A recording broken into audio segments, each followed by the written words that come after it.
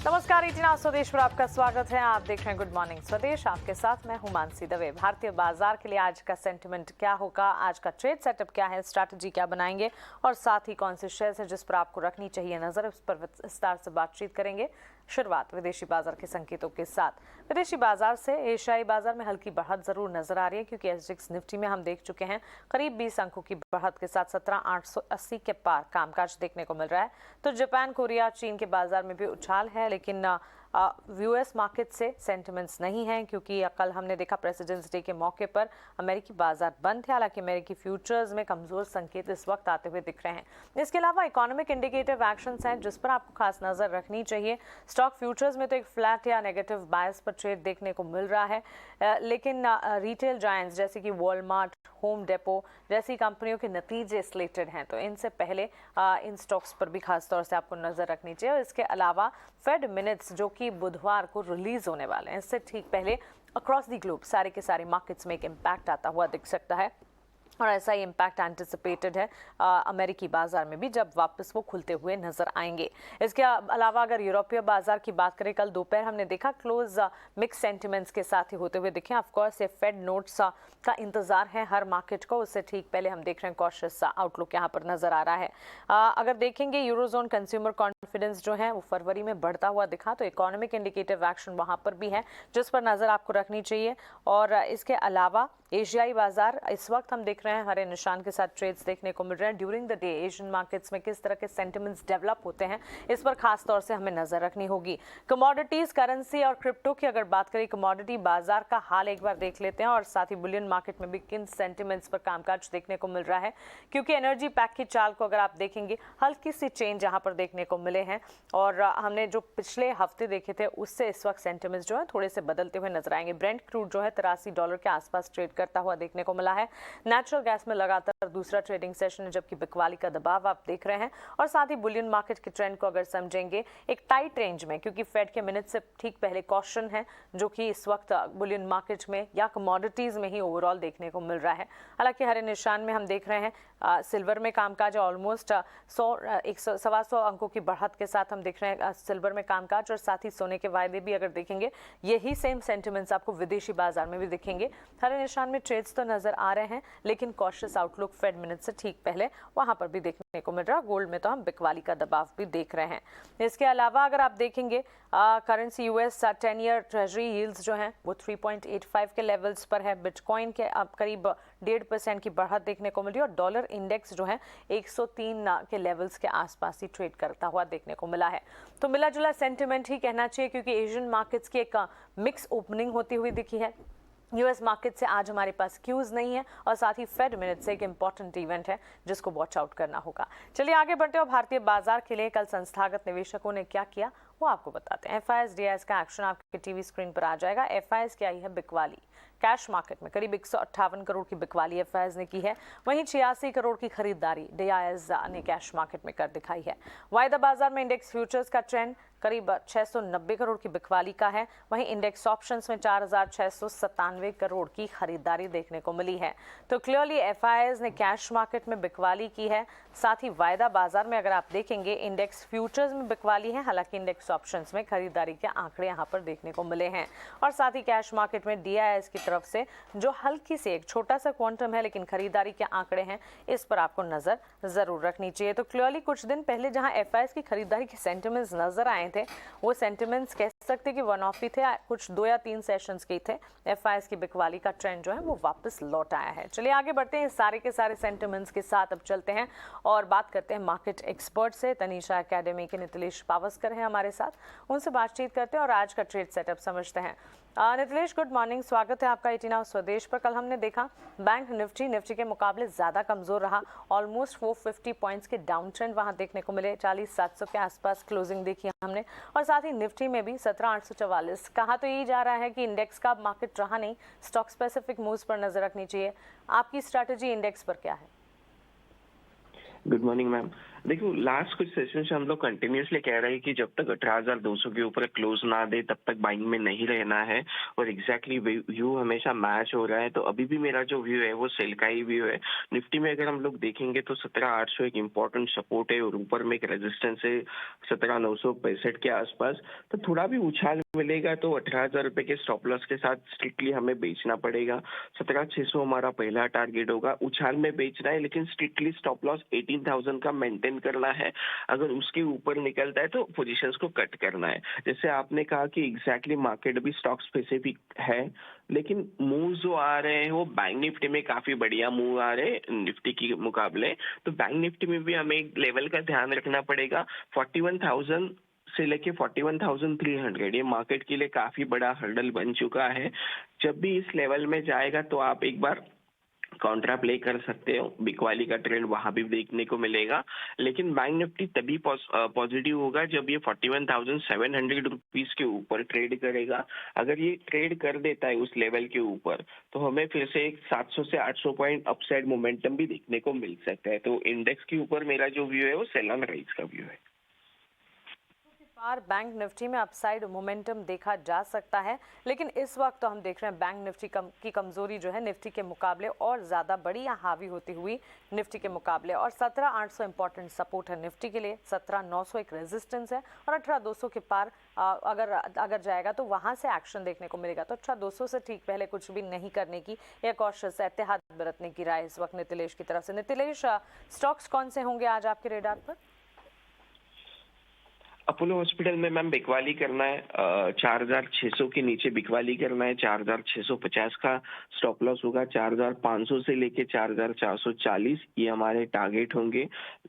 तो बिकवाली तभी करना है जब ये काउंटर 4,600 ये लेवल को ब्रेक डाउन करेगा।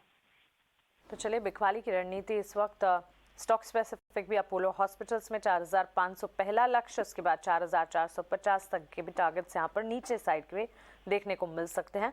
4,650 का एक स्टॉप लॉस लगाकर अपोलो हॉस्पिटल में आप सेल कॉल इनिशिएट करके चल सकते हैं। नितिलेश, शुक्रिया ये स्टॉक स्पेसिफिक का आउटलुक आपका और साथ ही मार्केट पर भी आपकी स्ट्रैटेजी हमारे साथ शेयर करने के लिए। चलिए आगे बढ़ते हैं और अब ट्रिगर्स, खबरों वाले शेयर्स और ब्रोकरेजेस का रुख करते हैं। आज ये सारी की सारी डिटेल्स लेकर शरद हमारे साथ जुड़ गए हैं। गुड मॉर्निंग शरद, बताएं शुरुआत ट्रिगर्स और खबरों वाले शेयर्स के साथ कीजिए आप।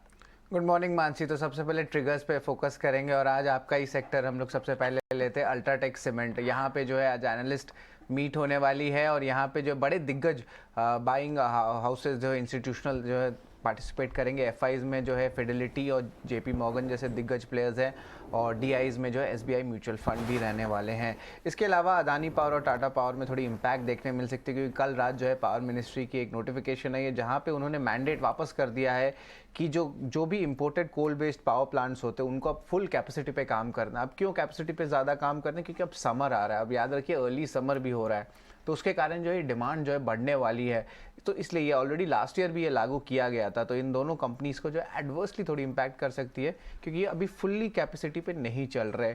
और इस थीम पे ही मैं बस एक एडिशन करूंगा कि इंडिया एनर्जी एक्सचेंज पे भी फोकस रखिए। हमने जो है लास्ट वीक कहा भी था, खबर गर्म है में, कि जो जिस तरह समर आता है तो ट्रेडिंग भी बढ़ती है, तो इस पे जो है ज़रूर आप फोकस रखिएगा। एफएमसीजी स्टॉक्स फोकस में रहेंगे। सीरियल प्राइसेस जो है क्रिसिल कह रहे कि अगले साल भी जो है हाई लेवल्स पे रहने वाले हैं और ऑफकोर्स मिलेट्स को भी जो है बहुत फोकस रखा गया है, तो उस पर ज़रूर आप फोकस रखिएगा। Aviation stocks, domestic air traffic लगभग 2 गुना बढ़ गया ईयर ऑन ईयर बेसिस पे। ऑफकोर्स बेस कम था लेकिन सिक्वेंशियली अगर मंथ ऑन मंथ देखें तो लगभग 1% का गिरावट है। लेकिन इंटर ग्लोब एविएशन अभी भी मार्केट लीडर बना हुआ है, 54.6% का इनका मार्केट शेयर है। और जो सेकेंड प्लेयर है वो जो है एयर इंडिया, जो टाटा ग्रुप ओवरऑल है कंबाइंड, और आप कह सकते हैं गो फर्स्ट उनके बीच हो रहा है। स्पाइस जेट जो है थोड़ा पीछे आ चुका है। मिंडा कॉप के कॉन कॉल हुई थी कल शाम को और उन्होंने एक्विजिशन पे कहा कि ये जो 15% स्टेक एक्विजिशन हुआ है प्री कॉल में वो एक सिर्फ फाइनेंशियल इन्वेस्टमेंट है और सरप्लस फंड्स की यूज़ की गई है। और वो एक और चीज़ कह रहे हैं कि कोई स्पेशल राइट्स नहीं मिलने वाले प्री कॉल में। तो ये एक इम्पॉर्टेंट अपडेट है। और हाँ, उनके जो कैश लेवल्स है वो भी 500 करोड़ के ऊपर FY23 में ऑलमोस्ट हो गए हैं। शुगर स्टॉक्स की बात करते हैं तो थोड़ी एडवर्स इम्पैक्ट आ सकती है।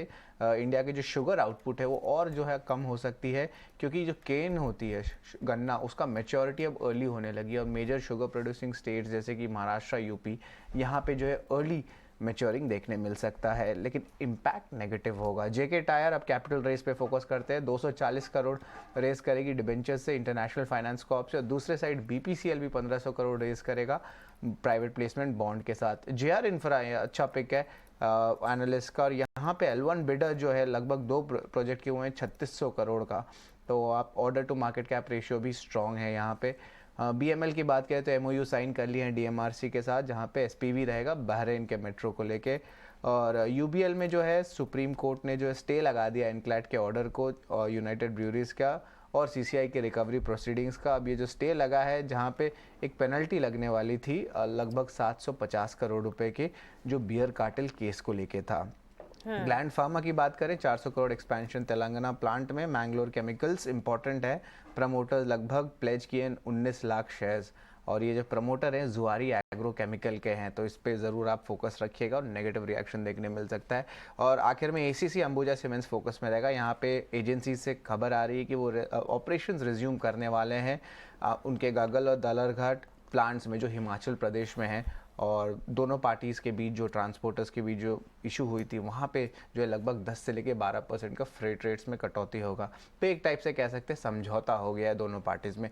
तो यहाँ पे भी आप देख सकते हैं थोड़े स्टॉक स्पेसिफिक मूव्स देखने मिल रहे हैं। कुछ शुगर स्टॉक्स और पावर स्टॉक्स में भी अब थोड़ा सेक्टरल बज़ होने लगा है। हालांकि ओवरऑल ट्रिगर्स बाजार में कोई ज़्यादा है नहीं, अब अर्निंग सीजन भी अब कंप्लीट हो चुके हैं। शरद, ढेर सारी खबरें बताई आपने, छोटा सा ब्रीदर ले लीजिए, तब तक मैं व्यूवर्स को बता देती हूँ कि कल कौन से सेक्टर्स थे जो फोकस में थे। हमने देखा कि आईटी सेक्टर आउट परफॉर्म कर रहा था, इसके ठीक पीछे ऑटोमोबाइल स्पेस में भी हरे निशान के साथ ट्रेड्स थे, और केमिकल प्लेस भी थे जहां से अच्छा एक्शन देखने को मिला था। इनफैक्ट केमिकल से जुड़ी कुछ कंपनियों पर अच्छा एक्शन था, और कुछ मैनेजमेंट से भी बातचीत हमने आपके सामने रखी थी।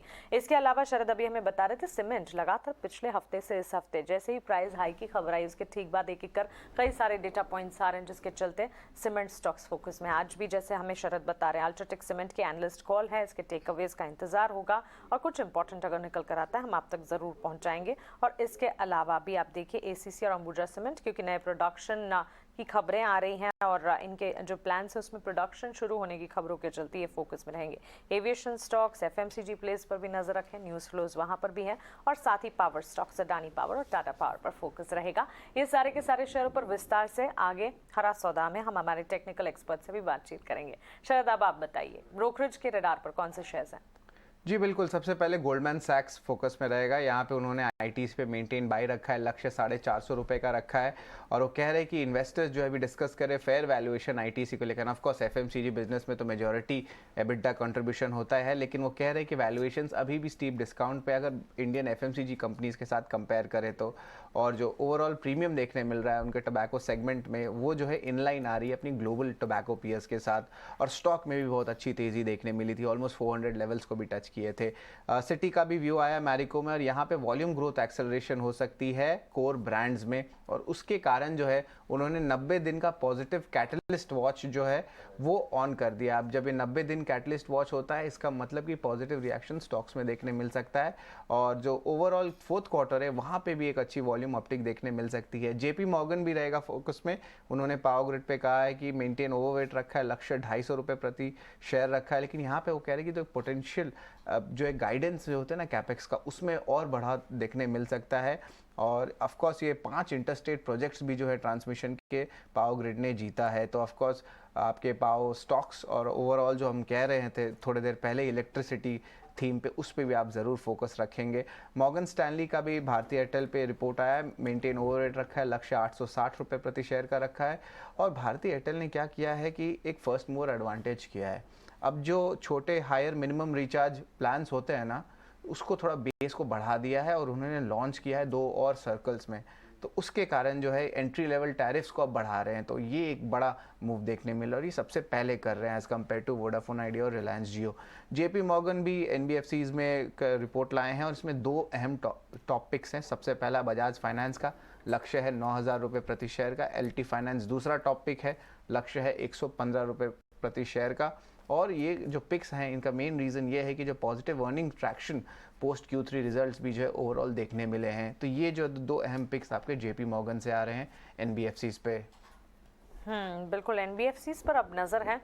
जहां पिछले दिनों हमने देखा बैंक्स में बिकवाली का दबाव है, एनबीएफसीज में ट्रैक्शन बढ़ता हुआ दिख रहा है और इसी के चलते एलएनटी फाइनेंस, बजाज फाइनेंस जैसे स्टॉक्स हैं जो कि जेपी मॉर्गन के रेडार पर हैं।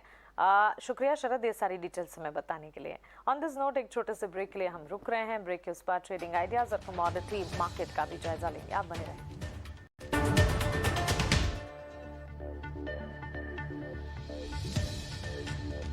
ब्रेक के बाद स्वागत है आपका। रही अब कमोडिटी मार्केट्स का आउटलुक समझते हैं। हमारे साथ एसएमसी ग्लोबल सिक्योरिटीज की वंदना भारती अब जुड़ गई हैं।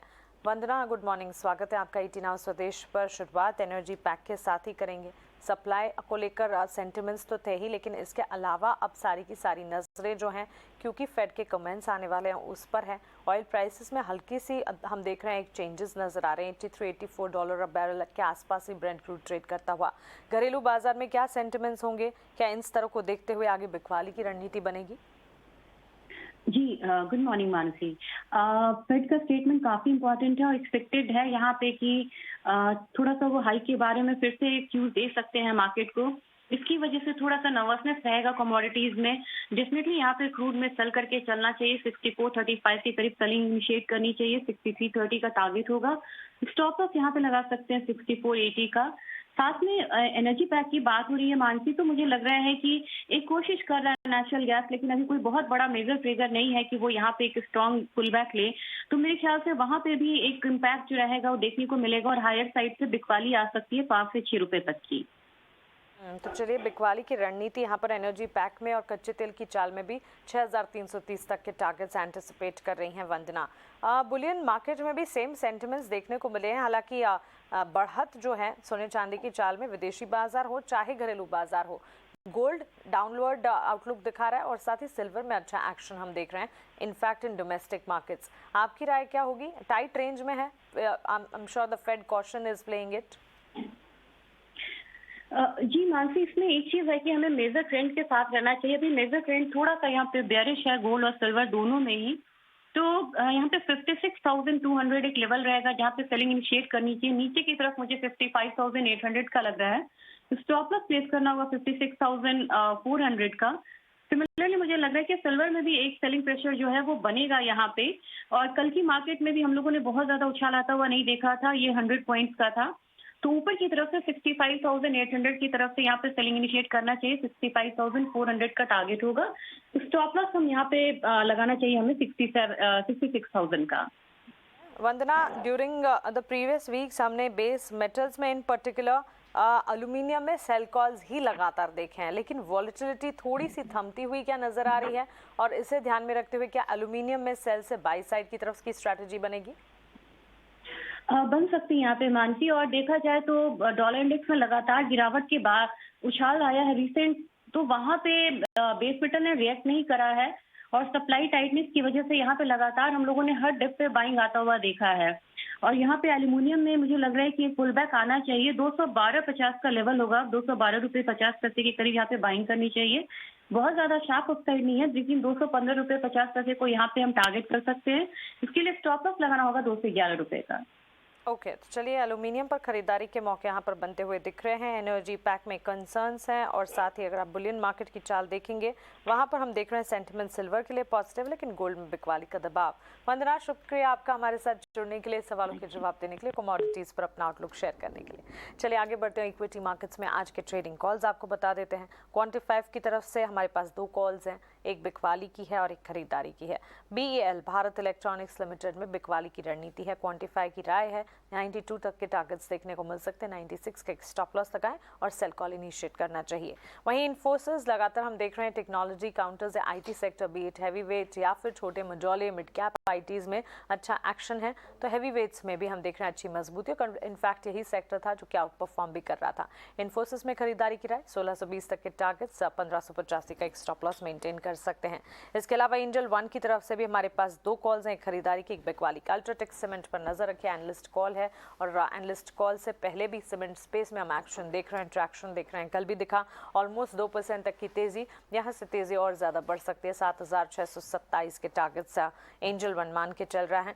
7290 के स्टॉप लॉस के साथ यहाँ पर खरीदारी की जा सकती है। और साथ ही Aurobindo pharma pharma health care diagnostic में हम कमजोरी देख रहे हैं। इस कमजोरी को मद्देनजर रखते हुए बिखवाली की रणनीति और बिंदु फार्मा पर 453 तक के टारगेट्स को मानकर चल सकते हैं। 474 यानी 474 का आपको एक स्टॉप लॉस लगाना होगा। तो क्लियरली 4 ट्रेडिंग कॉल्स हैं, जिसमें 2 कॉल्स बिखवाली की हैं और 2 कॉल्स खरीदारी की आपके लिए।